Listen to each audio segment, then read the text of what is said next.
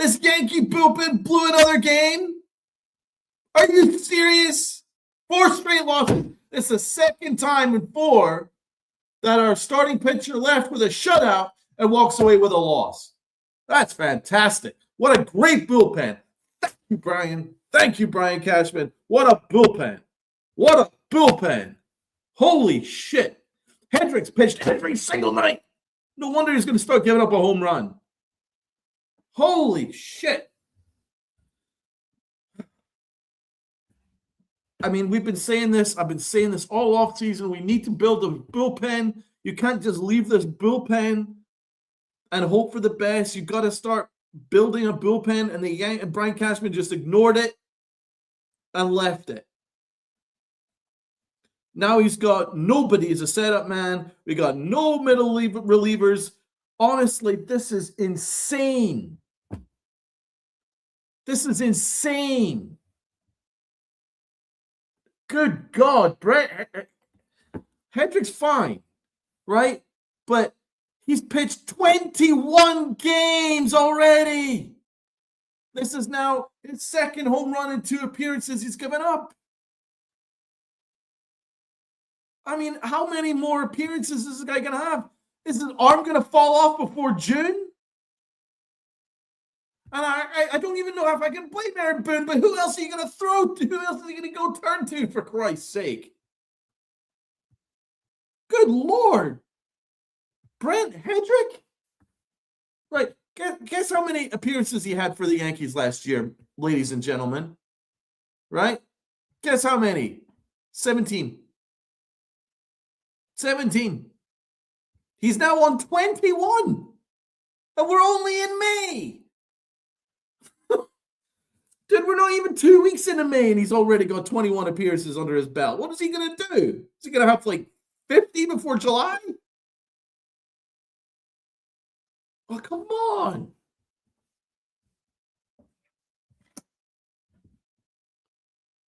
Pitched 1 game for the Twins in 2024.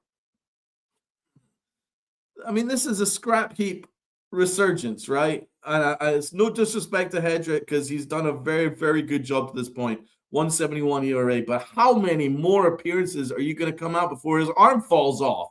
No wonder he's starting giving up home runs. The law of averages will dictate that, for Christ's sake. But Aaron Boone, in his infinite wisdom, was like, okay, well, we had a lefty pitcher that was pitching great. You know what? I'm just going to throw in another lefty pitcher that isn't as good. Oh, that's a great idea, Aaron. Fantastic management from our fantastic manager. Good God. It's time to coop this bullpen because this bullpen is an embarrassment. This bullpen is a freaking embarrassment. Fuck the record. The record's fine. We're still in second place, by the way. But the record's fine. But this bullpen is an atrocity, and it's only going to get worse. This is it as its peak, by the way, people. This is May, and it's already starting to blow games left, right, and center. This is them at their peak. Wait until we start getting into dog days. Once we start getting into June swoon time. Wait till we get into the July time. Once we get into the dog days of August. Then what? You sure as hell better build a bullpen by then, or all these excellent starting pitching appearances are going to get completely blown. And then you're going to start losing your starters at this point. The starters are going to be like, fuck this. I'm blowing my arm out for this? For Brett Headrick to ruin my game? Weathers was pitching a no-hitter after 6 innings. And within 1 inning, the game's over. Are you freaking kidding me? Oh, honestly. Let's cook this bullpen, people. It's time to cook this bullpen. And it's nothing to do with Bednar. I don't want to hear anybody criticize Bednar. What can Bednar do? He's another one who's pitching every single freaking night. He's having to pitch 6 out innings, 6 out games. You know, trying to bail out the fact that we don't have any setup man. The only setup man we have is Camilo Doval. Are you freaking kidding me? He couldn't set up a lounge chair, for Christ's sake. What is a setup man? 6 ERA, Camilo Doval. Give me a freaking break. Who else are we going to turn to? Headrick. We're going to turn to Tim Hill? Last appearance he had to hit a freaking runner in the head, for Christ's sake. Who else are we going to turn to? This is Brian Cashman's bullpen. And those are the good ones I've named. Give me a freaking break. Seriously. So everybody who's sick of this bullpen, hit the like button. Everyone is sick to death of this stupid-ass bullpen ruining really good pitching performances. Hit that like button. Share it out. Jeez-o-loo. Seriously. Right. Who else is pissed at? Who else is pissed? I want to see people in the chat say hello. Everybody say hello. We got Chef Nick. Donald, my guy. We need to do a collab, brother. Good to see you. Yes. DM me, my guy. DM me at dstewart267. Hit me up on X, and we'll sort something out. We'll definitely do that. Sounds a great idea. I'm all on board with that. So thank you so much, my guy. At dstewart267, you will find me on X. All right. Who else we got? We got the John the Beagle Dad. Yes, Yankified. We need to vent. I hate this situation. So salute to you, John the Beagle Dad. He also shared. Thank you so much. Itchy Nuts has a great comment here. Yankee manager sucks. Lefty pitching all day, so brings in another one. Orioles were like, thanks. I mean, I couldn't put it better. What was the strategy there, Aaron Boone? I mean, again, I think Boone's managed a very good season to this point, but I've never liked his bullpen management because a lot of it defies logic, also defies analytics, but this definitely defies logic. So, you have a lefty starter who's mowing them down, and then you replace him with another lefty pitcher who isn't as good. I mean, that doesn't make a whole lot of sense, right? Especially one that's just coming off giving up a home run, and he goes and does the same thing. One pitch later, bang, 3-run home run, game over. And I knew the game was over as soon as that cleared the fence. It was done. I had no faith that the Yankees were going to hit that O's bullpen, and so it proved. And that's another thing. This Yankee offense is severely overrated. That's right. This Yankee offense is overrated. Very overrated. This is an offense that's going to have like games where they're going to put up a lot of runs and look very good, but then go through stretches where they completely and solely rely on their starting pitching to bail them out.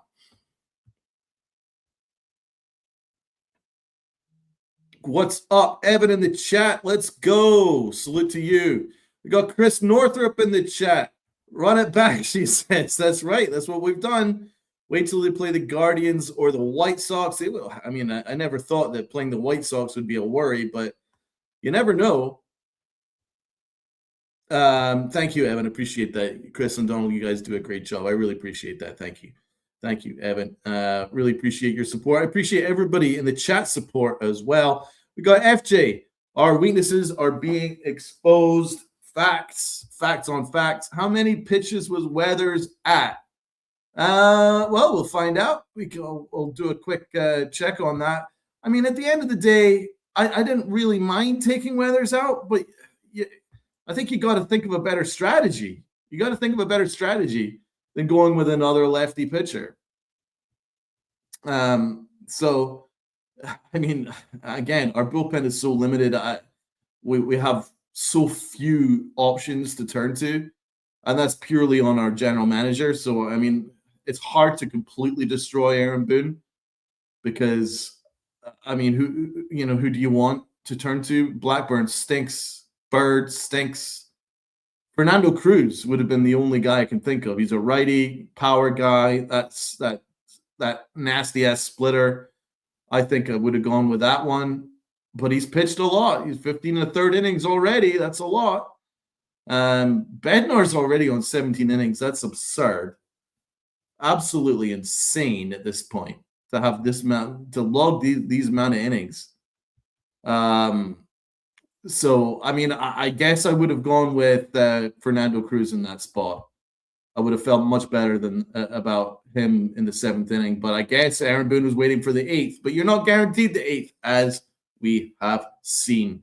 So that turned out to be a mistake. It turned out to be a mistake, and it cost them. Weathers was great. He was fantastic. Now, Weathers was on 101 pitches, so I'm pretty good with Boone taking him out. I just didn't like who he took him out for. I didn't like Headrick in that spot. Now, I know bullpen options were limited, but I go Fernando Cruz in there all day to change things up a little bit because, let's face it, the Orioles were facing a power lefty all game long, and now another lefty coming in. They've already kind of got their eye in on these lefties, so why not change it up a little bit? Go with a righty, change their eye line a little bit, and I mean that's just kind of common sense. It's kind of common sense. But Aaron Boone didn't do that. He went with somebody who gave up a home run the night before, and boom, another one.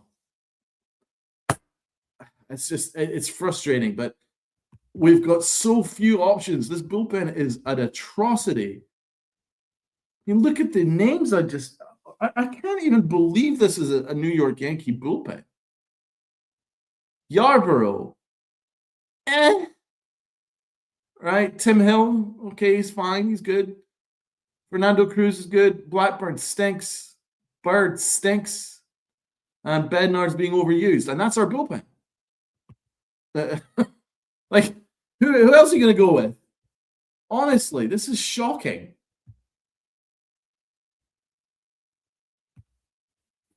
Yeah, no issues with taking him out. Tonight was the first time he gave up inherited runners this year. But do you see my point, Egyptian Magician? Is like, if you put in another lefty after a lefty, does that make a whole lot of sense? Especially after he gave up a home run the night before. Don't you want to maybe change things up a little bit? But yeah, Boone has few choices, and I do completely agree with that. Graduated from college today. Everybody congratulate Evan on graduating college. What did you graduate in, my guy? I'm really happy for you, my guy. Congratulations. Big salute to you, dude. But I just read out that bullpen. To be fair, our options are severely limited. But I probably would have changed up their eye line by going with a righty first to get through that seventh inning because especially with inherited runners, you probably want to go with someone that you really trust. And after overusing Headrick, I think that was the wrong choice, and that's proven. So, I mean, I could kill Boone, and it was a mistake. But again, look at the other options. Bird sucks. Blackburn sucks. Yarborough, he's all right. No one is a game changer in this bullpen. And then you look at who the O's sent out there against us to get the key outs in the eighth inning. How good is Garcia? That dude is a monster. Rico Garcia, he looked unhittable. He has a 0.47 ERA so far. God, nobody in our bullpen comes close to what Josh Rico Garcia offers. That dude was insane. 0.47 ERA is fantastic.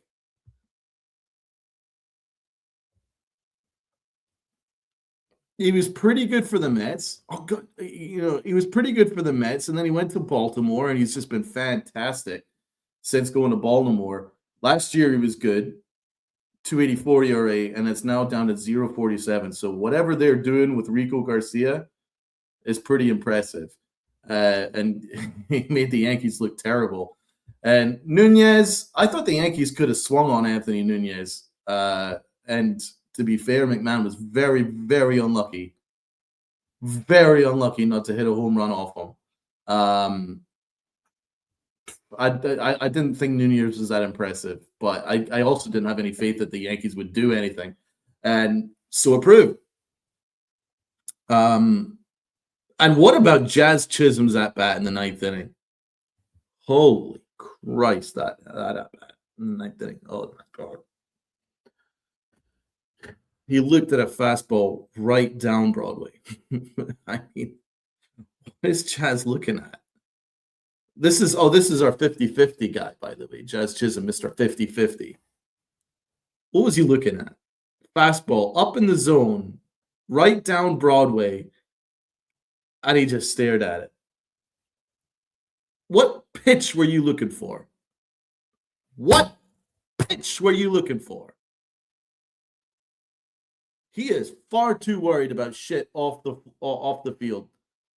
I promise you. Because if his head's in the game, you do not stare at that pitch in the ninth inning. Down a run on a pitch, that was a beach ball. That wasn't even a good pitch. That was a beach ball.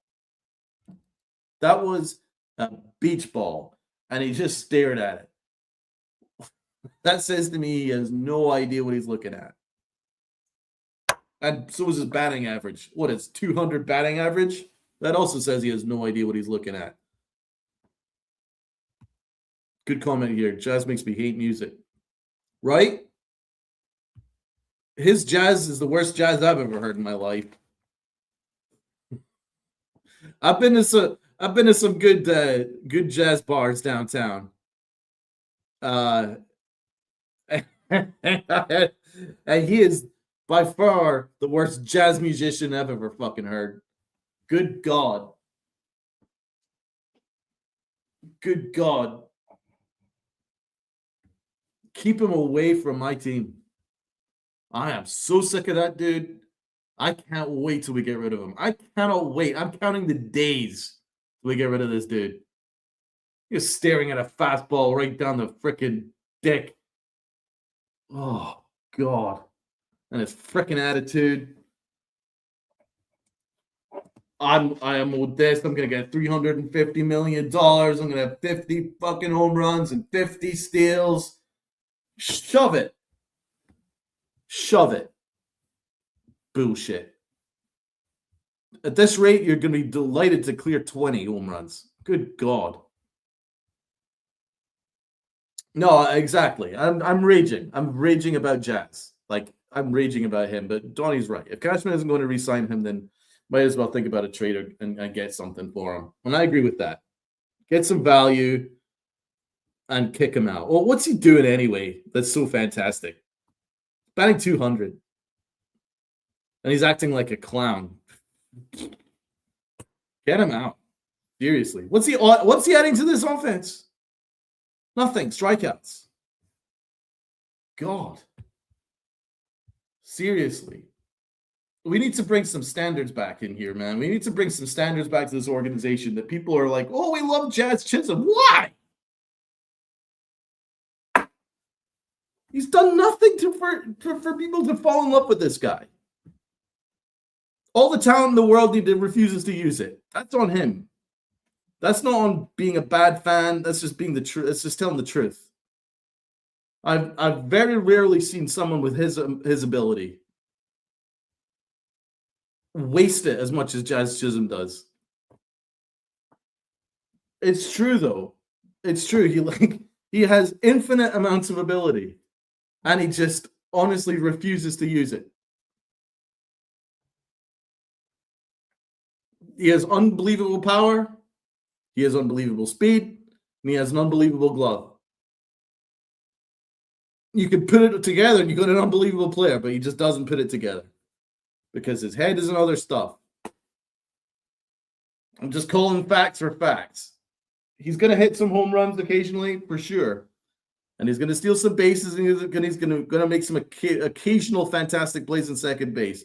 But you're going to see a whole lot of forgetting to cover the right bag, forgetting to cover the bag at all, and striking out a lot, or popping up with that monstrous golf swing that he's got, or just staring at fastballs right down the middle in the ninth inning. I'm so sick of that. So sick of it. And he poses on follow-throughs. Even better.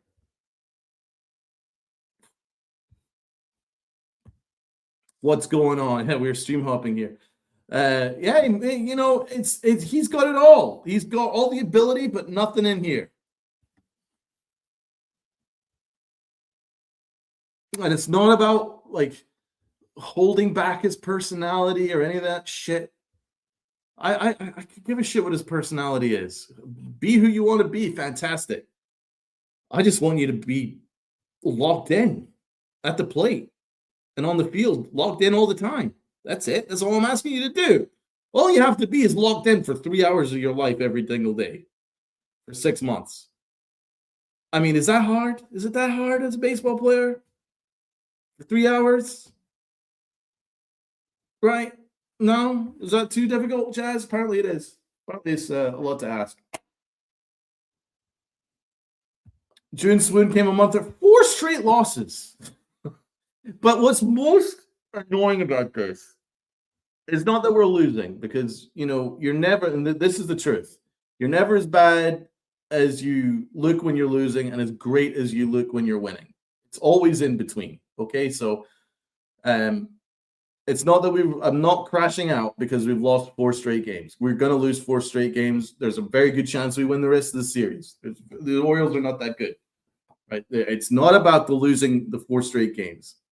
It's really about the manner in which we're losing these games. That is such a terrible indicator for when we get into the latter part of this season. We cannot survive with this bullpen. This bullpen is unsurvivable. This bullpen is unsurvivable. I just read out, what options did we have after Ryan Weathers pitched you a shutout and he got to 101 pitches? You needed to take him out. He was pitching a no-hitter through 6 innings. Who do you turn to? And that's the problem. None of us know. So if none of us know, how the hell is Aaron Boone supposed to know? This bullpen is not survivable. I repeat it. There's no way you can win a championship with this bullpen. There is not a hope in hell that you even get to an ALCS with this bullpen. This bullpen ain't not survivable bullpen. You can't do it with this bullpen. It's not possible to win with this bullpen. Not as constituted. Major surgery is required with this bullpen. And it's very frustrating because you look at this starting pitching and it's fantastic. Weathers has far exceeded my expectations. He's very good.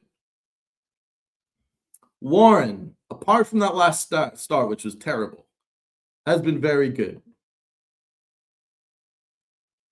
And now we've got Rodon coming back. He was awful in that last start. Not too worried. He's going to be good. Garrett Cole, he's going to be good. He might not be the Garrett Cole that we're all expecting coming off Tommy John, but he's going to be a serviceable pitcher. He's going to give you 6 quality innings more times than not, right? And then you got your 2 aces, Cam Schlittler and Max Fried. Starting pitching's fine. But these guys are going to give you 6 innings, right? You're not going to want Garrett Cole to pitch 8 innings every single 5 starts. That's not realistic after Tommy John. Rodon's been hurt for a long time. You know, he's not going to be asked to go into the 8th inning very often.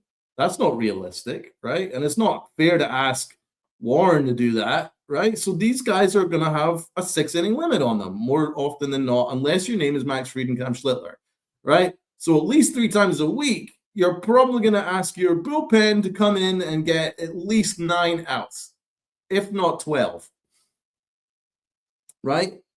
And who do you trust to get those 12 outs? Bednar, I can maybe trust to give you 3 outs, right? Cruz. And then after that, now you're really pushing it. Tim Hill for an out or 2, maybe. You see, there's a serious problem here. And you can't ask them all to pitch every single day as well because we just have no depth. How Brian Cashman could sit in his chair and think that this bullpen is acceptable for a contending roster is absurd. It's absurd.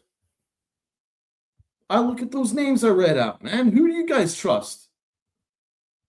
Who do you trust? I sound like the Joker in Batman. Who do you trust? Hubba, hubba, hubba. Who do you trust? We have Yarbrough. You have Tim Hill. You have Fernando Cruz. You have Blackburn. You have Bird. And you have Bednar. Who do you trust? I don't know. Bednar. Oh, it's bad. This is a worry because they're the ones that are blowing really good outings. Cam Schlittler's last outing was a shutout over 6 innings. As soon as he left the game, the bullpen served it up on a platter and lost them it. Right? Couple of days later, seriously, we have a no-hitter through 6 innings. He's taken out, and then the bullpen serves it up on a platter. That's 2 out of 4 games that we've had a shutout. God forbid any of our starters give up 3 or 4 runs. We're cooked.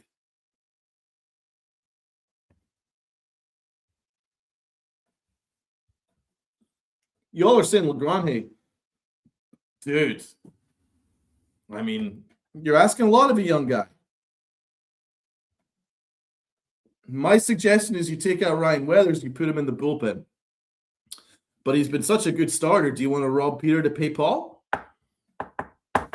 This bullpen is on life support, says TC Steels, and he is right. Chris is right. Cashman gambled and lost. This is his decision making with this bullpen is lost. Like, he had to jump in and get Paul Blackburn of all people. You couldn't have waited to see how the market goes and then you maybe add a better arm. You couldn't have put together a trade package to get yourself a bullpen arm. You had to go with 2 lefty catchers. These are the kind of decisions that are a serious impediment to an organization that's trying to win a World Series. I mean, the talent is here. There's no doubt that this is a talented team. This is a better team than I anticipated. But all these issues that I knew that we had, where we were short of a righty bat, we were definitely short at catcher, and we have no bullpen, has come back to seriously bite us in the ass, and we're only in May. And it's only going to get worse until these issues are addressed.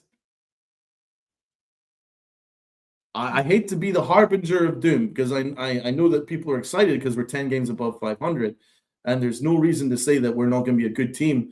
And there's every probability that we're going to win the division because the rest of the division sucks right now, apart from the Braves. Fantastic. Braves have been great. But, looking beyond that, there is a losing streak in our future. We're already on 4, but I mean, there's we reach June, July, we could go through a bit of a swim here with these issues unless they are addressed. And I don't know if they're going to be addressed or not. I don't trust them that they are. Now, this bullpen, I mean, good luck making major surgery to this bullpen until the July trade deadline, which, by the way, they did last year. How many more emergency surgeries is Brian Cashman going to have to pull off until we start looking back and going, are you actually just doing your job well? He had to make emergency surgery last July to save the Yankees. And now we're heading into this July, and he has to do exactly the same thing with his bullpen. Don't forget, last July, he had to acquire Bednar, he had to acquire Camilo Doval, and he had to acquire Bird to save last year's bullpen, which was cooked. Right?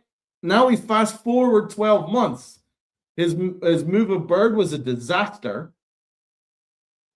His move of Blackburn was a disaster. His move of Doval was a disaster. The only move that's worked out is Bednar.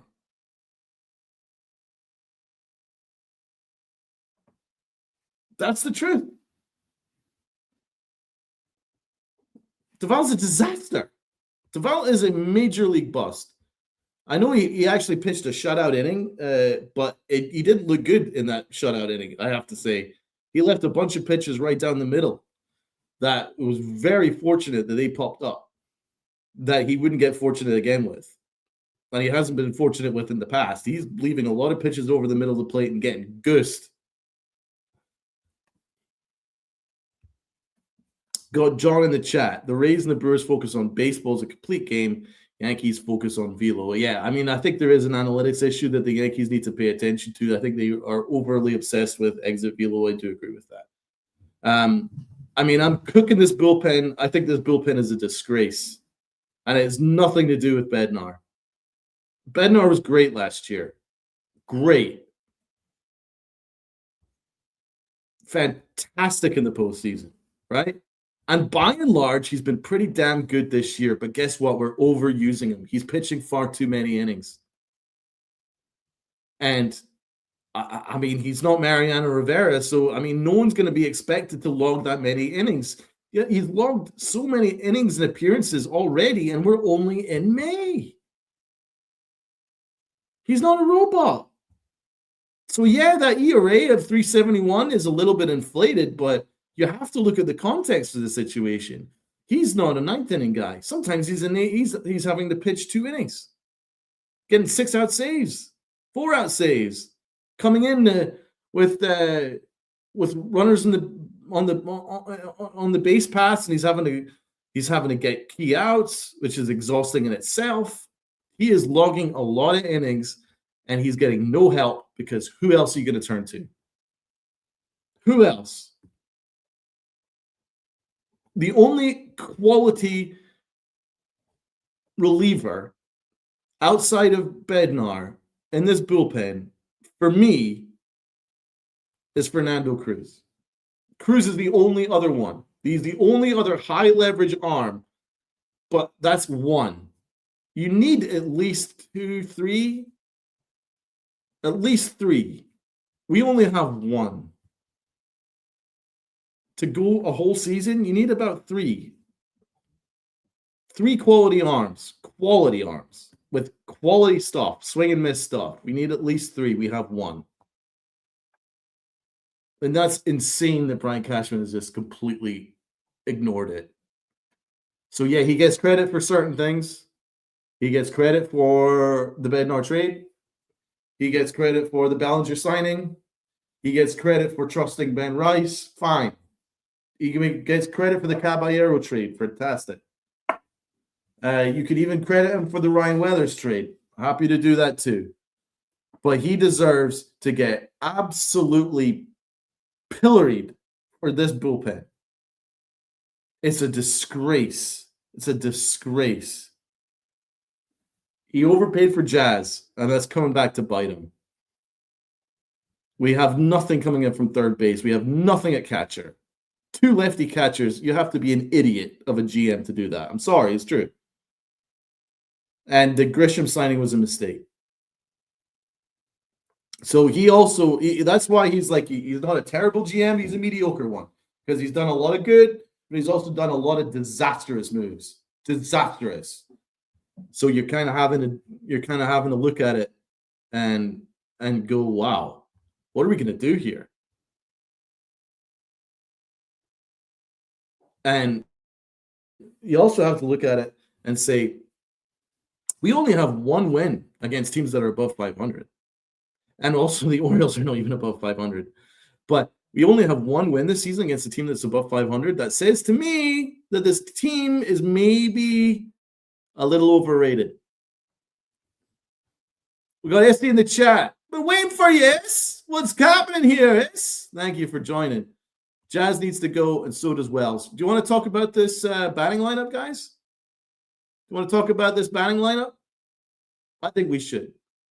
Because of all this killing of this bullpen, and the bullpen is a major reason why we're losing these games. This lineup, overrated. Well, do you guys agree? Hit me up in the chat. But first of all, you have to hit the like button. We only have 13. We can do more. We've got at least 3 times that in the chat. So hit the like button. Let's start climbing these likes up, people. Cashman thinks he's a genius, makes asinine moves, and never admits he's a failure. Yeah, exactly. His ego has been a major problem. The lineup is terrible. The lineup is overrated. and it's being carried by Rice. This lineup is not overrated. Interesting, Chris. Okay, why is this lineup not overrated? I want to wait to hear because this lineup is overrated, surely. It's not a good lineup. We need a borderline star setup man. Legrand is a starter that throws 102, 103. Convert him. It's probably the best option. And maybe you move Weathers in over there to try and save it, but you shouldn't be in this position with a $300+ million payroll. You don't have any bullpen. You don't have any setup man that you trust.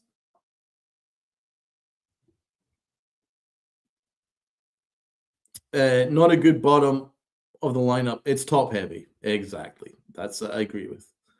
I agree about the lineup. Rice, Judge, and Bellinger. That's it.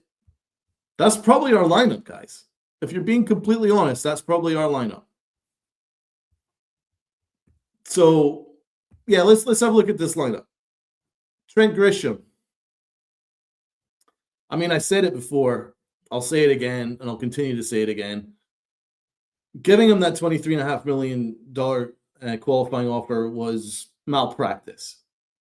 It was general management born of ego, and it was complete malpractice. He's batting 174. 174 with a 650 OPS. Yes, he is driving the ball, but he's also striking out a lot, and he's not getting on base. Well, he is getting on base. He is drawing walks, but he's striking out too much, and he's adding nothing at the top of the order. He's not a leadoff hitter. Having him at the top of the lineup is asinine for me. It's completely asinine. He has no business getting the amount of at-bats. For me, he's a fourth outfielder. He's a platoon outfielder for me. And we're paying him to be a star with a 174 batting average. And he's setting the table. Disgrace, right? Then you got Rice, who's phenomenal. He's batting 312. He has 1,100 OPS. He's carrying this offense. He's carrying this offense more than Aaron Judge is. He's literally carrying this offense. 1,100 OPS, 312 batting average. He was the one that drove in the runs today, right? After him, Aaron Judge. He has 1,000 OPS. He's batting 267, which is lower than we normally expect for Judge, but I'm sure it'll climb. Judge has been okay. You know, his power is still there. Then you go Bellinger. Bellinger's been great. 288 batting average. Love that. 895 OPS. Oh, and by the way, for those new school kids, I like batting average, so I'm still mentioning it.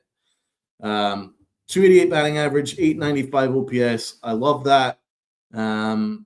Bellinger has been great. Okay, so I've named 3 guys that are good and Grisham that sucks. Okay, let's go. Keep going. Jazz Chisholm, who's in the middle of the order. He's 0 for 4 with 3 strikeouts today. He has a 200 batting average and a 600 OPS. 600. That's 50 points worse than Trent Grisham. Oh, Lord. Jazz is a disaster, right? He's batting 5th. He struck out 3 times in 4 at-bats. All right, and following him is Ryan McMahon. He was also another 0 for 4 victim, batting 210. Once again, Mendoza line numbers, 615 OPS. Somehow his OPS is better than Jazz Chisholm's, and McMahon didn't hit for a month. And that's he literally did not hit for an entire month. And he still has a better OPS than Trent Grisham and than Jazz Chisholm. That's an embarrassment. McMahon's terrible. Right? Okay, so that's 3 bad bats, 3 good ones. Okay. Spencer Jones, he's not ready. Love him, he ain't ready. I love the kid. I'm on board with him, but he's not the reason why we're losing, but it doesn't look like he's ready. I think his mechanics at the plate are a little off. He needs some work in order to be able to hit a big league hitting. But he's not a problem for me. But, you know, as we have this conversation, he's batting 091. I love Caballero. He's fantastic. So he's immune from any criticism. Then we get to Austin Wells at the bottom. He's 0 for 3 today, batting 1 77 with a 590 OPS. He has not hit in 2 years. And he is your everyday catcher.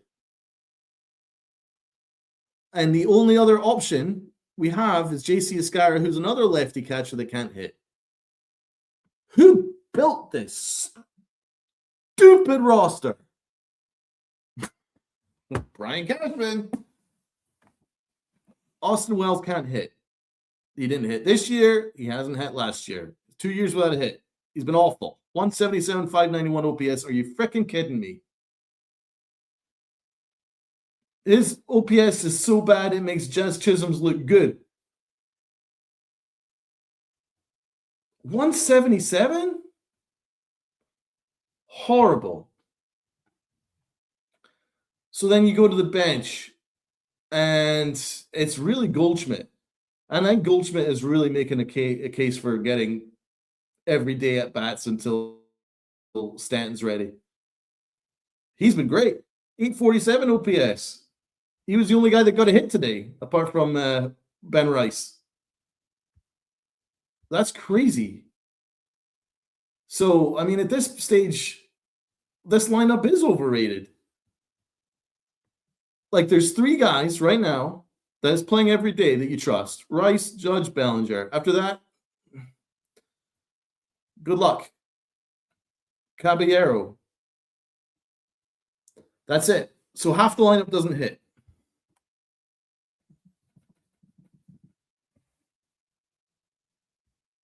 Judge doubled. That's it. So you have 3 guys that did something today. 11 sky high. 11 RBIs from both catchers. That's absurd. And 5 RBIs from our everyday catcher that has played about 80% of the games. He has almost 100 at bats, and he's got 5 RBIs. And that's why I keep saying people underrate how important Big G is to this lineup. Even when he's not hitting, just his sheer presence is vital to this lineup. Vital. Because without him, it's putrid. It's putrid. Can't wait for Big G to return. Well, you're going to have to wait, my friend. You're going to have to wait because from what I understand, he's a while away. I think that we're going to have to seriously look at giving Rosario everyday at-bats and start looking at Goldschmidt to get everyday at-bats at this stage. But I don't know what we're going to do at catcher. This catcher situation is a disaster. Austin Wells is a disaster. I agree with you, Evan. This was another Boone mistake. Boone putting in an injured cabbie. I couldn't believe he did that. That's managerial malpractice. That's somebody that's going for an MRI on his finger, and you're having him try and steal bases. His finger better be great, because that is a really risky thing to do. Because there was a serious discussion yesterday that maybe we're going to have to put in Anthony Volpe because this kid's going to go for an MRI on his finger. And you had him jump back onto the bag, sliding with his arm, and then trying to steal the bag, sliding. That's goddamn malpractice, Aaron Boone.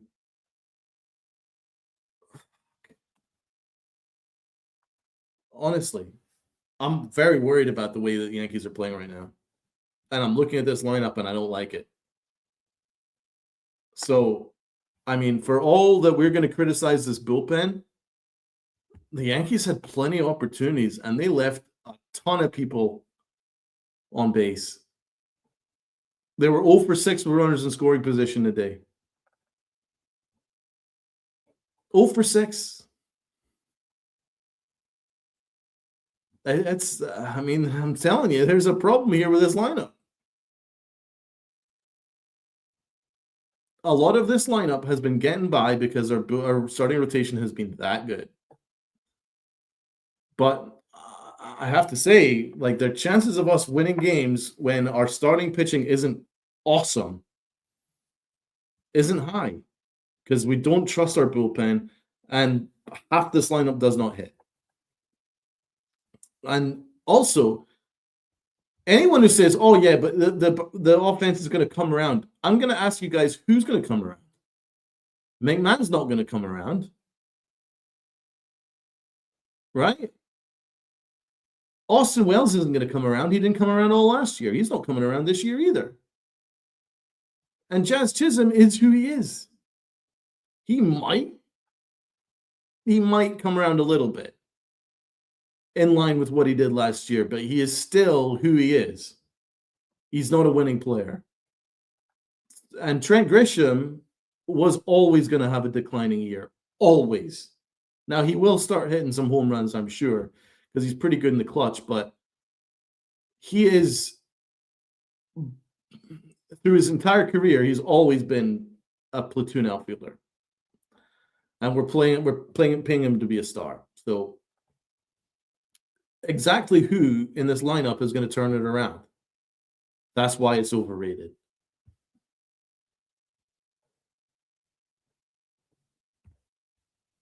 Cashman isn't keeping Jazz. I hope not. Also, Cashman isn't keeping Grisham as well. Good, but that doesn't address what's going on right now. That's my point. Because this is our all-in year, apparently. We're going to try and win a World Series this year. Well, you're on the hook for Jazz, you're on the hook for Grisham. And none of them are performing. And you're also on the hook for McMahon. And he's not performing either. That's 3 bats being paid very handsomely to not perform. And Austin Wells is our only catcher, serious catcher. So that's 4 guys in the lineup that's not performing. That's a lot of guys. You can't win a championship with 4 guys that isn't hitting. That's something I can promise you. Exactly, but dude, you can't survive him batting 200. Plus his metrics on defense is going down. You can't survive that. That was an emergency trade from Cashman that hasn't worked out.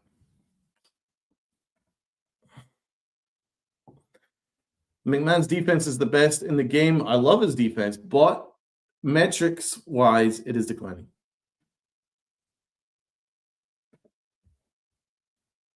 Cashman has no choice but to keep Grisham. 22, I know. It's a terrible, terrible mistake. No one's going to try and trade for him in July, June.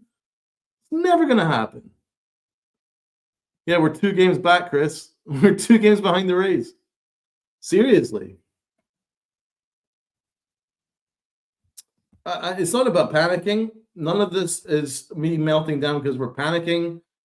It's just pointing out the facts about the problems with his roster that is only going to get worse unless it's addressed. Half the lineup doesn't hit, and we have no bullpen. So yes, Ben Rice is going to have a day where he hits 3 drives in 3 RBIs. Aaron Judge hits a home run. Right? You're going to get that. And then you're going to be like, hey, Yankees are great again. No, because that doesn't really answer for the problems that's actually happening with the rest of this lineup. The rest of this lineup isn't doing anything.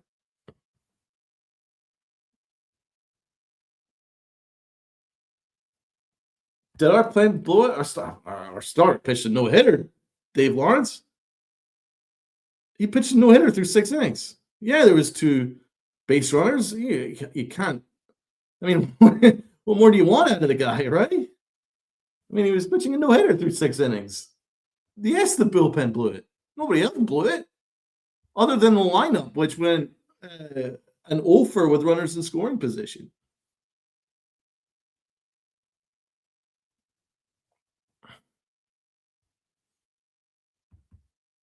So, we're going to benefit from that. Scooble's out until August. We benefit from that. But the American League is definitely weak, so the Yankees are going to be okay. It's definitely not going to be panic stations. The Yankees are 10 games above 500, and the American League is much weaker than anticipated. I don't think anybody anticipated this American League to be this bad. And the Yankees are benefiting from it.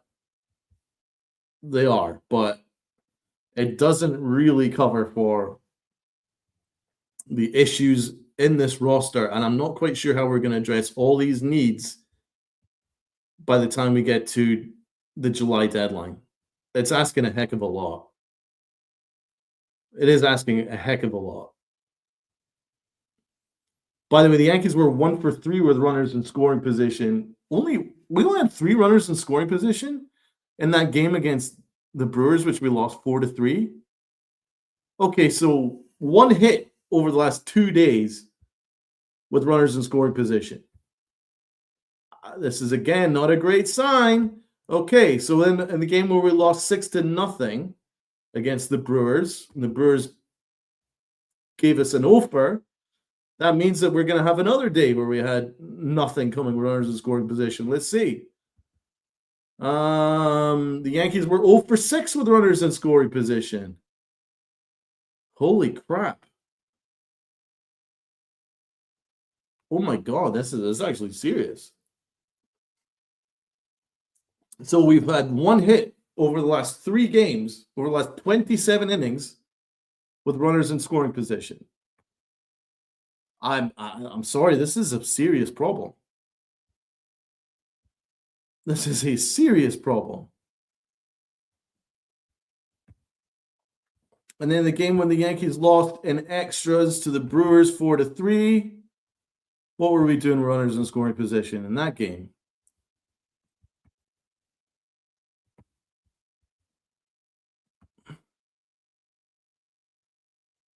Just 2 hits, runners in scoring position in that game, left another 7 on base. Wow. Wow. Wow. So in total, 3 hits over our 4-game losing streak with runners in scoring position.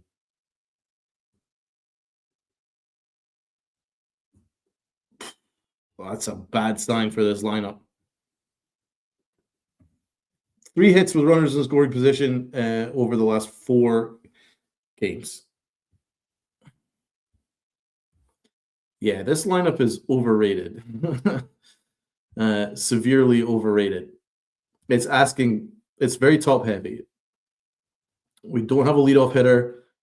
Then, Judge, Bellinger, Rice, fantastic. After that, good luck. Good luck. So, I mean, what are we going to do with this? So we got another person in the chat. What's going on? Cruise control. Tampa playing above their heads. I don't doubt that. I do agree that Tampa are playing above their heads for sure. But it doesn't dismiss what they've done. To this point is fantastic. Like I do have to have a little bit of respect for the way that the Rays are playing. This is a team with a fraction of our resource, a fraction. And they've come out and they're 14-4 at home. They're 9-1 in their last 10 games. That's impressive.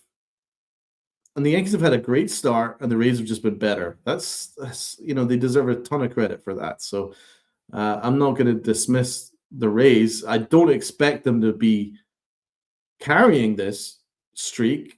I'll be sure about that. But they beat up on the Blue Jays, and that is something. Chandler Simpson's fantastic.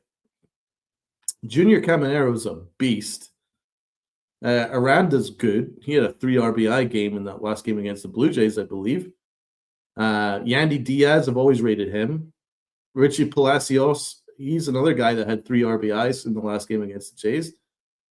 They do have a bit of a lineup there. And they've got a bit of pitching. Yeah, there's no reason why they couldn't cause problems. Heck, they caused the Yankees no end of problems.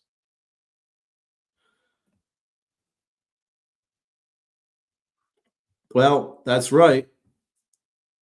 Wells, Jasmine Grisham are trash. They absolutely are trash. I would make J. Dom DH and lead off. When's he coming back? I like this point. Raise no egos, no cults of personality. That's something we have a lot of. A lot of cult of personality. Donald Tampa doesn't have pitching depth. I mean, hey, not enough to win this division, I don't think, but I'm not going to dismiss them for winning 27 out of 40 games with a fraction of our resource. That's pretty good.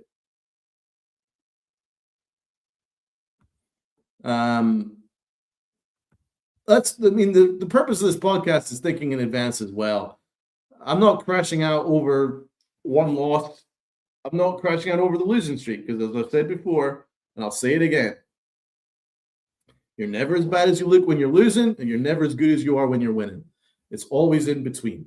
However, when you're looking beyond the fact that it's May, you can't dismiss the fact that 4 out of 9 guys in this lineup don't hit. And that's generous. That's a lot. That's too much. You can't survive like that. You can't survive with Austin Wells batting 177, Jazz batting 200. That's not survivable. You can't survive with Trent Grisham as your leadoff hitter batting 177. That is not survivable long term. Impossible. Absolutely impossible. And you can't survive with your corner of your infield, third base, which should be an RBI machine position, batting 200. So that's not survivable. That's 4 guys that can't hit. Very well paid guys too. Don't forget that. So then you look at this bullpen. And who are you trusting in this bullpen? Bednar, Cruz, and a little bit here and there. It's impossible to survive that way either. So over the long term, over the course of 162, I can't say that I trust half this lineup and 3/4 of this bullpen. That's a lot of problems. And now we're starting to get injuries. And we're only in May. These are the kind of things that are going to come back to bite you in the ass. And we also have a very tough schedule ahead. Now, forget about the records for a minute. We've got the Orioles, who are giving us a tough game already. Heck, they've just won the first game. We've got 2 more against the Orioles on the road. Never an easy place to play. Then we've got luckily we got the Mets, the worst team in baseball. But again, they have talent. They're just refusing to use it or refusing to play like it. So we'll see how that goes. But then you got the Blue Jays, you got 4 with the Jays, and then you have a really tough series against the Rays. 3 against the Rays. That's tough, right? Royals, who knows what you're going to get against the Royals. The A's are not an easy team. It used to be a layup 2 seasons ago. It's not a layup now. They got some talent. Then you got the Guardians. 3 against the Guardians. That is no layup. They are a tough team. Well managed, well coached. Then you got the Red Sox. No matter how bad the Red Sox are, it's never an easy series. Then you got the Guardians again. Then you got the Blue Jays again. Then you got Murakami and the White Sox. Yikes. Then you got the Reds, who are very talented. Talented team. Really, really talented team. Then you got the Tigers, who everybody thought was the class of the American League. Then you got the Red Sox, then you got the Tigers again. And that takes me all the way to July 4th. And then we got the Twins and the Rays. Is there an easy series here? That's a tough schedule all the way right through to July. That's a tough schedule. There's some tough teams there. And so we better figure out our shit fast.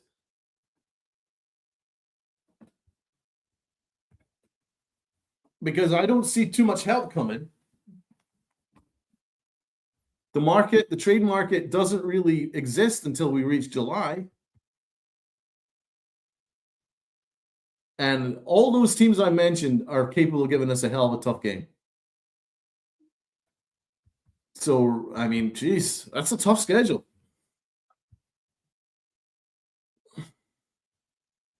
And I don't fancy our bullpen against it either.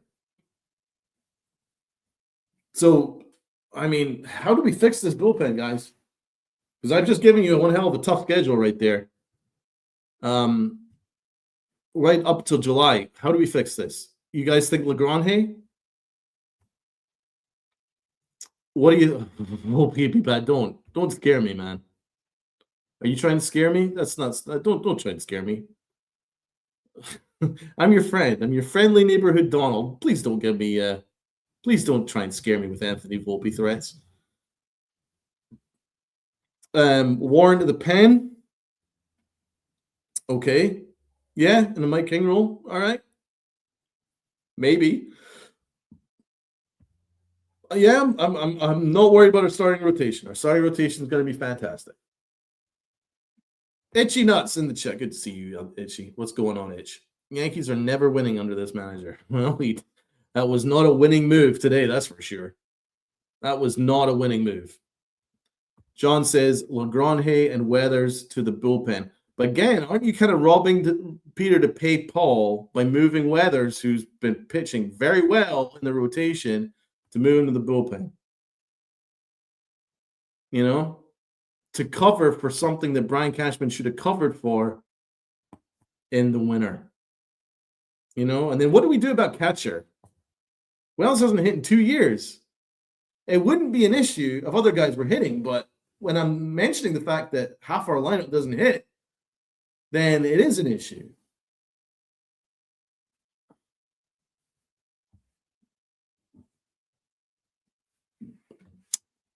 So let's trade for Real Moto. Philly is bad. Yeah, they are. They're bad. I don't know what we do at catcher, but the trade market isn't really open. So what other suggestions do we have at catcher, guys? Is there somebody that you like in AAA that we can pay attention to? Because we cannot have Austin Wells playing 80% of these games. Wells is a disaster. He's a bust. And just because his name is named out, just because we've named a breakfast burrito after him in the stadium does not make him a good catcher. So, I mean, this catcher situation is a worry for me. Even forget about bullpen. This catcher situation is a huge problem, and it's not going to get better until we bring in another catcher.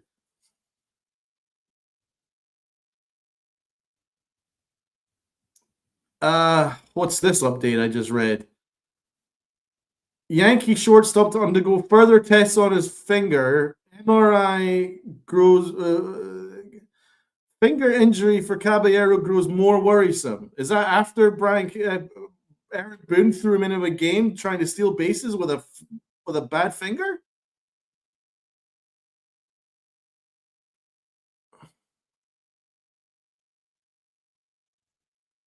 Oh my God, that was insane.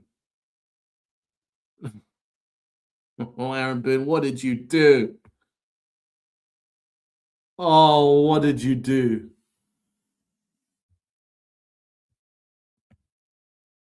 It's Volpe time. Oh, what did you do, Aaron Boone? Right, I'm just gonna quote Caballero here. And if I have a meltdown, you guys have to forgive me, because you know how I feel about Anthony Volpe. And I think I'd rather have malaria than Anthony Volpe as my shortstop. Okay. He says here, Caballero, while trying to steal second base in the ninth inning, says the glove did not protect him. It didn't work. That's what he says. It didn't work. It didn't help. The glove didn't help. Oh, Aaron Boone, what did you do? What did you do, you freaking moron? Oh, now I have to deal with Anthony Volpe. I can't deal with it, man. I can't. I feel sick. I feel sick too, 01. I would rather Lombard over Volpe. As I said, I'd rather malaria over Volpe. Oh, I feel sick. Aaron Boone. I knew at that time. I knew when I watched him bringing in an injured Caballero with 2 oven gloves. I was like, what are you doing, Aaron? What are you doing? The guy's hurt. He's going for an MRI after this game. What are you doing? You gonna try and make it worse? Oh God, I can't deal with this manager, man.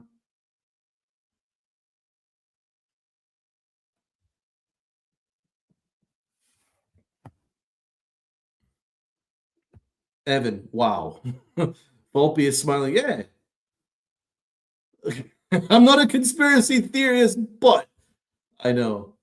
It's like just when we were enjoying the last days of Volpe, and we were talking about him getting traded, maybe getting lost in AAA, and us having a good laugh at all his errors down in AAA. It almost felt too good to be true. It almost felt too good to be true. And Volpe, like a wasp, has come back to life to ruin us again. Thanks, Aaron.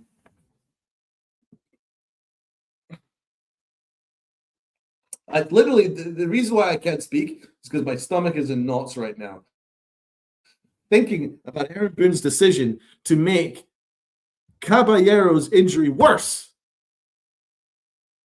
Oh, Jesus Christ, our frickin' manager. Our frickin' manager.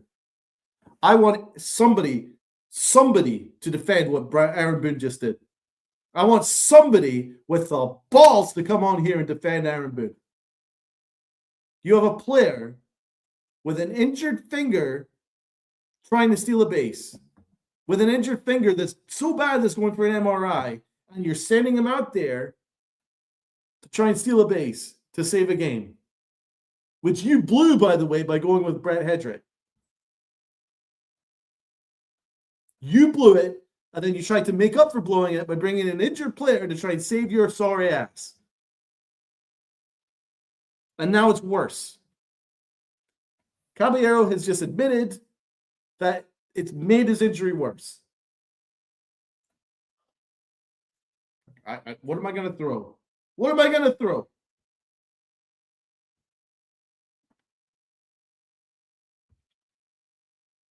Thank you, Cruise Control. Boone is nuts. Headrick overused, exactly. Caballero should not be used as a pinch runner, exactly. Boone always sticks up for Volt. Yeah, it's because it's his son. It's his stepson, his long lost son. It's I pray it's not Volpe. If it's Caballero, fine. And sorry, not Caballero. Oswaldo Cabrera, fine. If it's Oswaldo Cabrera, I can live with it. But Jesus Christ, if it's Volpe, then give up. Maybe they'll call up Cabrera to play third, McMahon is shortstop. That's their best option, FJ. But at the end of the day, it does not defend what Aaron Boone just did. That is malpractice as a manager. It's malpractice. Somebody explain to me why he brought in an injured player to make his injury worse. And the only way it can be worse is if you've got an injured finger and you're diving straight into a bag, which injured him in the first place. The same bag that injured him in the first place, you're sending him out there to injure it further. Who the fuck does that? Who in the ever-loving fuck does that? He should be fired just for that. Yes. Forget the bullpen. I'm on Aaron Boone injuring our shortstop right now, dude. He just injured our shortstop further. Good God. That MRI better come back clean, I swear to God, or I'm going to cook this guy for a week.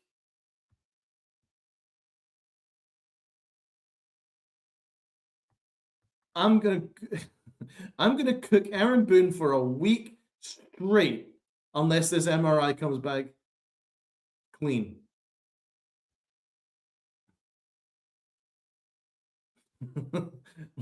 Donald Rant, let's go. I've been saving it up, man. Yes, these are the things that gets overlooked by most channels, but it doesn't get overlooked by me. That I can promise you.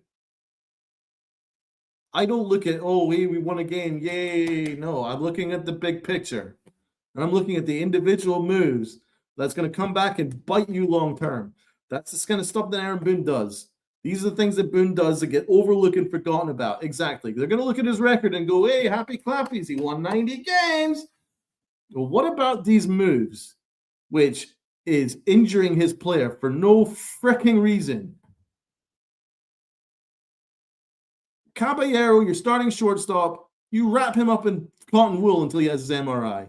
But not Aaron Boone, because he has to cover his own ass for a mistake that he made in the 7th inning by going with Headrick, who he's overusing to blow another game. Then he's like, shit, we're losing. Right. Let's bring in Caballero, who's injured. Let's make his injury worse. Unless now we're going to have to go into his farm. Well, he goes on the IL. Now we're going to have to go with like Volpe to fuck us even further. Because of Aaron Boone. But apparently he's the best manager in baseball and we're not allowed to criticize him. Give me a break. Yes, they made Volpe's in. That's true. That's what the Yankees do. I was calmly cooking the Yankees until I've read that they re-injured Caballero. Now I'm full out meltdown. Now I'm pissed. And they destroyed Rizzo's career. They destroyed his career. And that's not hyperbole. They destroyed his career. He was batting 300, and then he got hit by a freight train, and then they kept him playing without checking to see if he was concussed. Destroyed his career, never came back the same. He was seeing double, and they were like, you'll be fine tomorrow. Take an Advil, you'll be fine. Get a good night's sleep, you'll be good.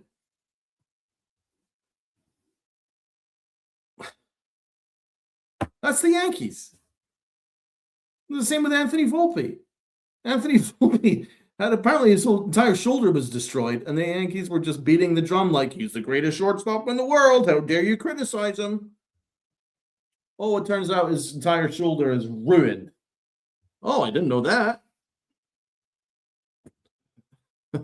This is the Yankees. And so they've taken a very routine injury in Caballero and they now made it worse.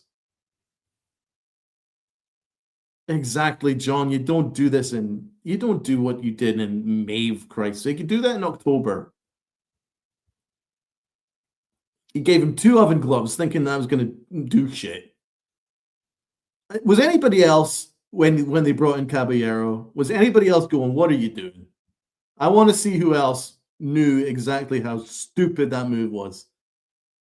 Because I promise you guys, I said it when they brought in Caballero, and I'm the biggest Caballero fan in the world, and I didn't want him to be brought in because he was injured. And I said, and I quote, what are you doing, Boone? What are you doing? So who else at that moment was doing that? I want to see who else were in the same wavelength. I want to see who else in the chat the same wavelength as me. Evan, it was an awful move. Yeah, exactly. Thank you, Evan. It felt chaotic, and it didn't need to be chaotic. Exactly, John.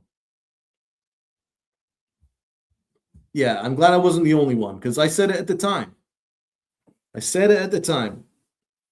But that's what you're going to get here, man. It's like, I don't care how popular these opinions are, but someone needs to say it.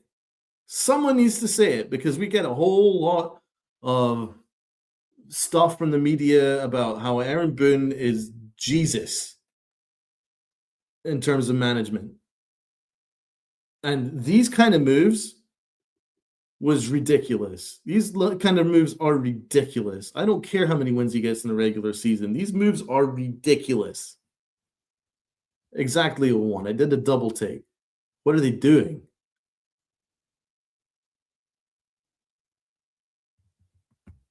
I like Cruise Control's point here. Boone loves Volpe so much to risk Caballero, who is the most clutch player. Yes, he's true. Caballero is the only guy that actually makes contact.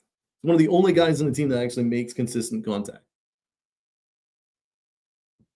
And he's also carrying that infield. Because McMahon, his metrics have been down at third. Jazz is a freaking head case. And Caballero has been carrying the load over there at short. You take him out, it's up in the air now. What are we going to do? I can't. Let's just hope that MRI comes back clean. But it doesn't matter. Comes back clean or not. It's malpractice to put in a player who's going for an MRI to risk the part of his body that's already going through an MRI. That's insane.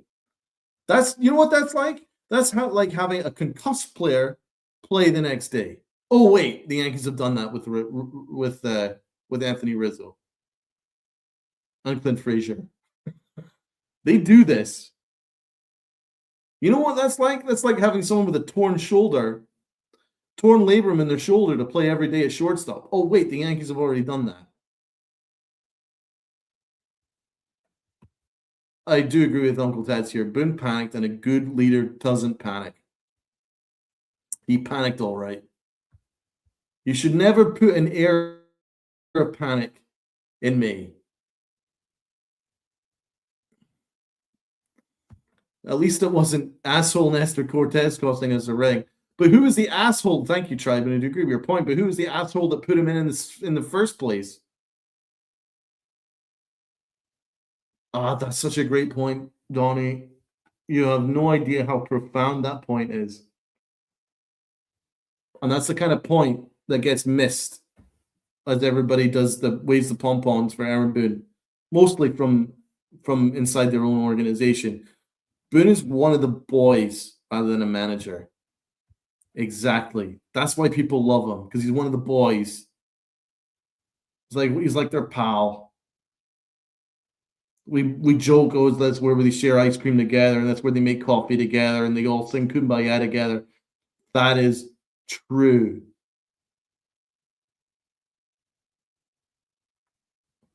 That is true. Boone is one of the boys rather than he is a manager, because you love your boys, you love to hang out with them. Yeah. You shoot the shit with them and all that stuff. But to then turn around and then hold you accountable and show you tough love and all that stuff.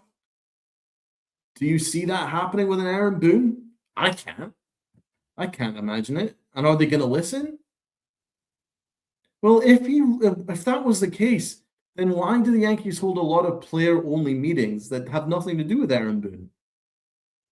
If Aaron Boone was this big leader of men. A lot of these big leadership conversations happen with Big G.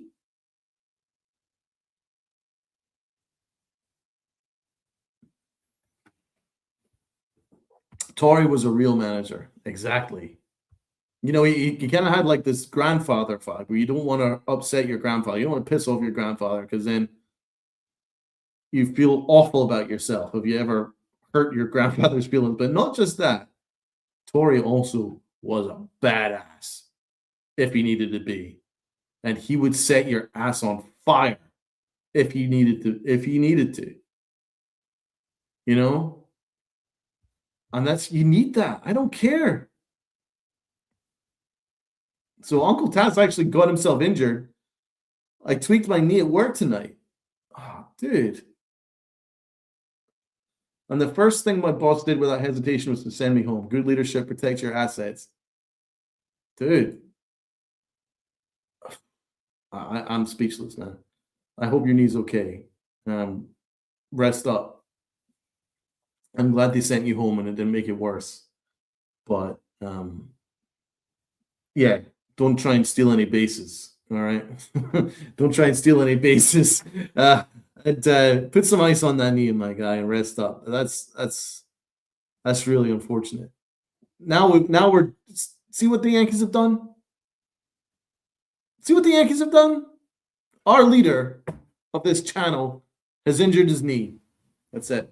It's Aaron Boone's fault. Smack the like button for a guy, Donald, and subscribe. Thanks, dude. I appreciate your support. Love you, man. I'm glad you're feeling okay. Well, there you go. You don't want to tear your meniscus. Thank God Boone isn't my boss, right?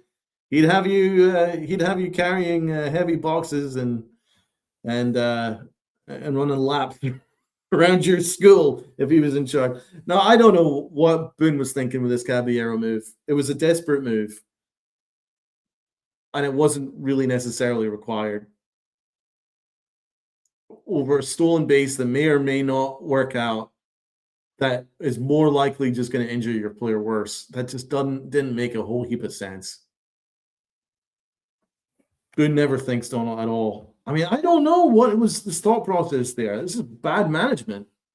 That's bad management of your assets, as Uncle Tats points out there. It's a bad management of your assets. Poor management of your assets. That almost was a bigger issue than him turning to Headrick.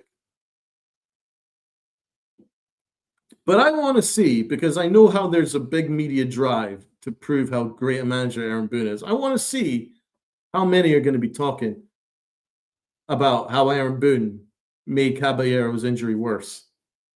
That's something to pay attention to, guys, because don't forget, there is a lot of media misinformation about these Yankees. A lot of media misinformation. They don't pay attention to the small details.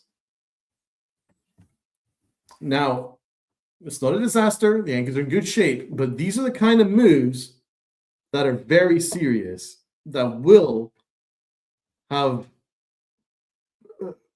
resonate moving forward. Uncle Tats is going to come on live at midnight. The upside is I get some rest for the After Dark show coming up. Late night doubleheader on the Pinstripe Chronicles. Guys, you guys are getting a lot of content tonight. You guys are getting a lot of content. I'm not one to beat our own drum, but we did a morning show. Now you're getting a nice show with me, the Yankified Podcast, and then you're getting After Dark with Uncle Tats. That's a lot of content. And I really appreciate it if you guys could share it out and spread the news on the Pinstripe Chronicles. We shoot the hip. We shoot from the hip. We always do. And it's not about me destroying Aaron Boone, because Aaron Boone's done a lot of good. He's done a lot of good this year.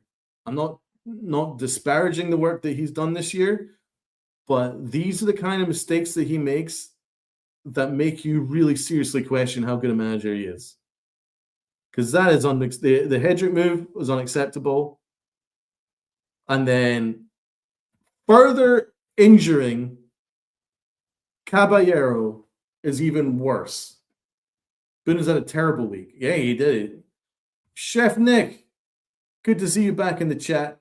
Did you come across the news that Aaron Boone made Caballero's finger injury worse? Because that's what I'm cooking. That's why I'm still here. I was going to round up the show about 25 minutes ago. Then I came across the news that Caballero says that his finger injury is worse now because Aaron Boone sent him out there. So now I've just been cooking Aaron Boone for the last half hour. Just disgraceful. That MRI better come back clean, or I'm. Yes, we are cooking. You have to watch that back, bro.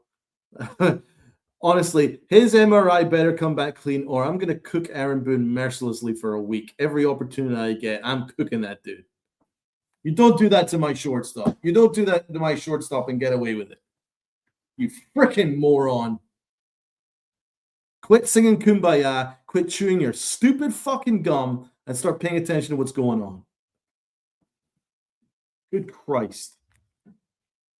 Fix your bullpen management and fix what's going on in here. You have a dude with a bad finger, and then you're like, you know what? Go steal some bases to make it worse. What does that?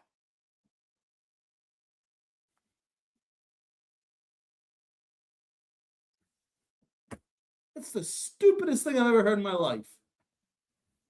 The stupidest thing I've ever heard in my freaking life.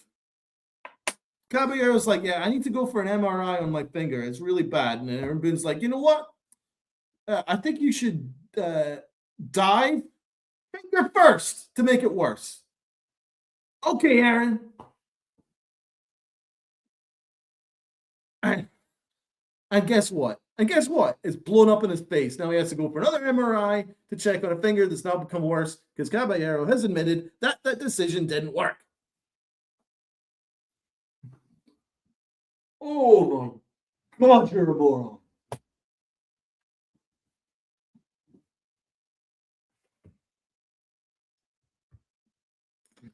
Thank you. We're gonna have to collab, man. We're gonna have to come up with a plan to collab. It sounds like we're gonna have fun. No, I'm honestly Aaron Boone. That is an Aaron Boone decision if I've ever freaking seen one, man.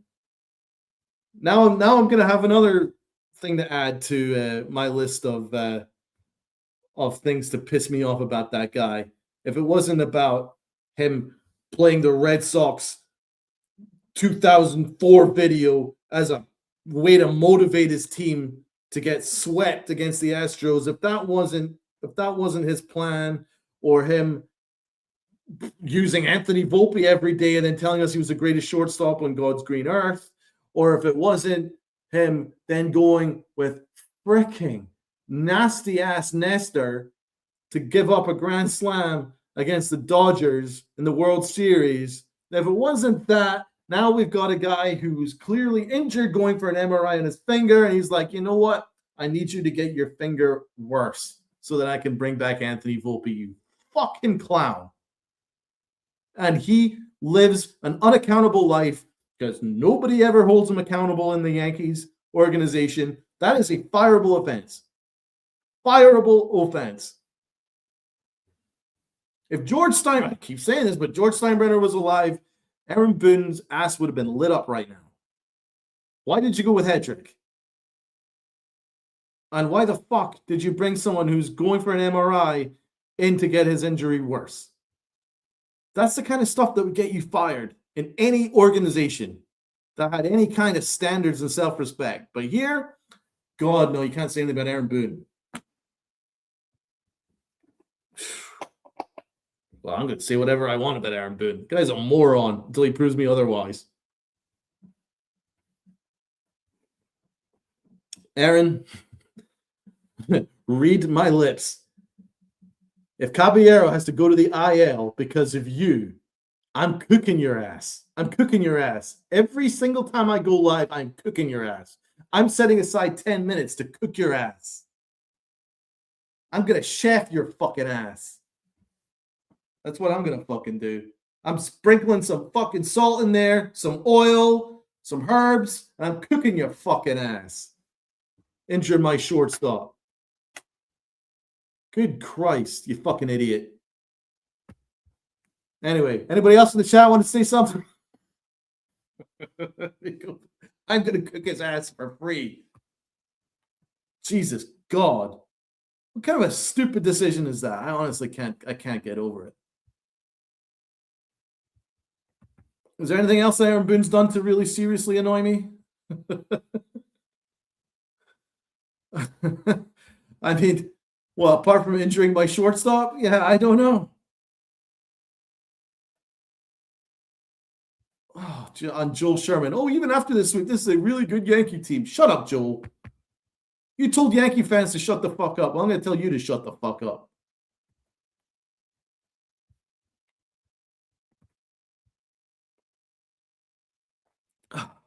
Right. I think I've ranted enough for one evening. It's been a pleasure to share that with you. The Yankees continue to frustrate me more than I ever thought possible, to be fair. And that's them with 10 games above 500. So wait until this bullpen continues to blow games. Yeah, you might be getting a hell of a lot more Yankifieds. So, no, but in all seriousness, we got to fix this bullpen. And we got to get a right-handed catcher because Austin Wells is a disaster. He's batting 177. what are we doing here? And half this lineup doesn't hit. And we have 3 hits with runners in scoring position over the past 4 games. That's disgraceful. There's some serious problems here with this Yankees team, and no one's paying attention to it because of our record. Our record is basically because of Ben Rice and Cram Schlittler and Max Fried. And on the others in our starting rotation. And Aaron Judge's home runs. That's the only reason why we are where we're at. So, there's some work to be done on this roster if we even want to dream about going to the ALCS. And that's what we're all here for. Yeah, we're winning games in April and May. Fantastic. Well, it's about the long term.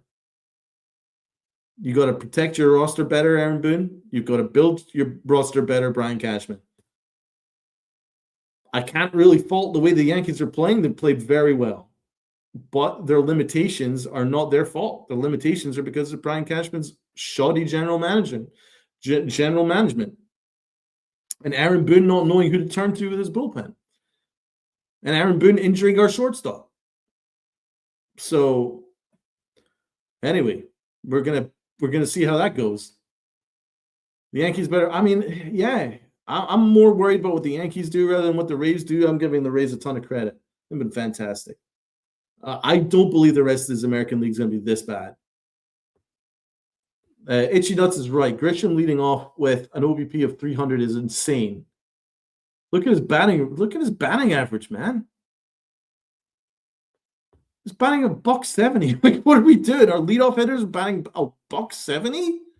What era does any team ever have a leadoff hitter batting $170? That's absurd.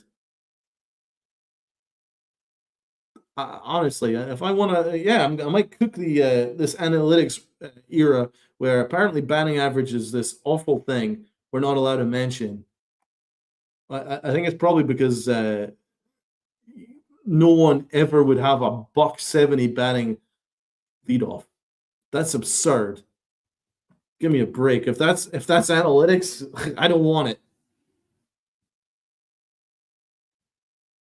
Yeah, and they're 1-8 with teams over 500. And by the way, I just read out our schedule. There's not really an easy series until we get to July. It's going to be tough. There's not really a really easy series. The Mets are shit, so we might beat up on them. The Red Sox kind of suck, but to be honest, the Yankees have made heavy weather of both those teams in the past. So who knows? We'll wait and see. But there's not really a soft landing for this Yankee team.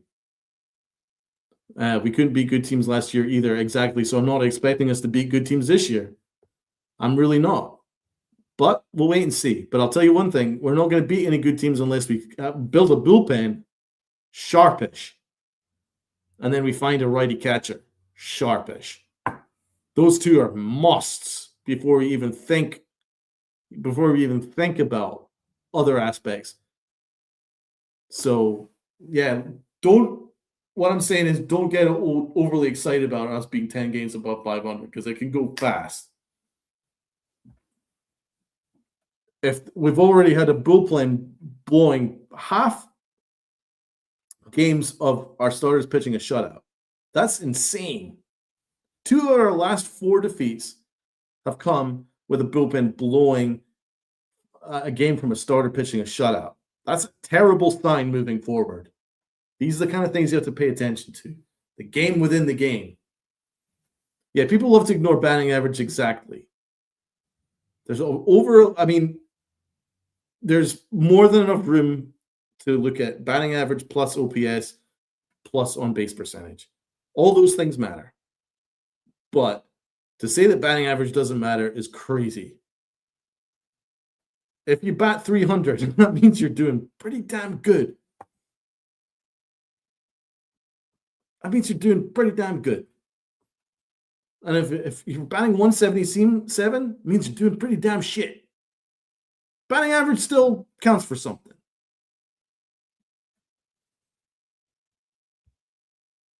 This happened every year. Hot start, then comes down to earth. Same team as last year. Exactly. That's why I didn't get too excited. up or down. As I've said before, you're never as bad as you look when you're losing and as good as you look when you're winning. So we won 15-17. We're like, yay, there's been good things here. But then we've now lost 4 straight. And although I am crashing out, I'm mostly crashing out because of this state of this bullpen, which is what Brian Cashman's built. That's what I'm crashing out about. Not that we've lost 4 straight games. It's going to happen. It's going to happen a lot this year. So, and I do agree with this point as well from Jay Snow. People love to point out how many runs we score, but we demolish bad pitching. Exactly. We've demolished mediocre pitching and get shut down by good pitching. And an expected batting average, yeah, what is that? Exactly. You either hit or you don't. That's a great point. You either hit or you don't. It's as simple as that. But I can go all night with that. In fact, that might be my next Yankified. So start really digging into how overrated these analytics terms are. Maybe then it'll prove to me that I am actually the old man in the lawn. But I do respect analytics to an extent, but it should never be the whole damn thing. Expected batting average is absurd. You either hit or you don't. Now, sometimes you hit into bad luck, which is helpful to see if that's a trend moving forward. But expected batting average is a silly. It doesn't mean anything.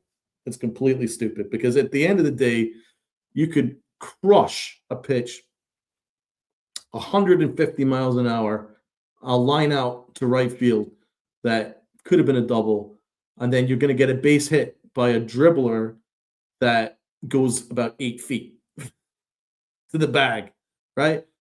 That's baseball, Susan. What's the expected batting average of that? You know what I'm saying? But yeah, and Wells is just unlucky at it.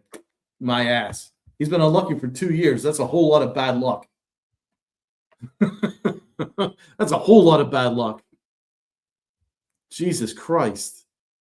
Our catcher hasn't hit in 2 years. They're like, oh, he's unlucky. Good Lord. Uh-oh. When's his luck going to change? Maybe he just sucks. Maybe he just sucks. How about that? So, in 25 minutes, Uncle Tats is going to go live, and I'll be interested to see his comments on this atrocity of a loss. So, do stay tuned for Uncle Tats. Very happy with the viewership in this one. This has been good, guys. So, everybody hit the like button if you've enjoyed the stream, and if you want to see future streams, hit the sub button, and also hit the notification bell so you guys know when I go live. And it might go live, might be going live a lot if I continue to see things that piss me off or things that make me happy. Well, it doesn't have to make me angry all the time. I'd quite like the Yankees to make me happy for once. That would be nice. All right. On that note, we love you guys. Thank you so much to everyone that has stuck with me. It's now 11:30 Eastern time. That's pretty damn good. And you guys are sticking with me. Appreciate that. It says a lot that the viewership was consistent all the way through. That means you enjoyed the show. So if you have, please hit that like button and share it out and do all the good stuff. And I will be with you guys soon. Please do check out Uncle Tats in a few minutes. My love to you guys. Have a great rest of your night. Sleep well, and I'll see you on the next stream.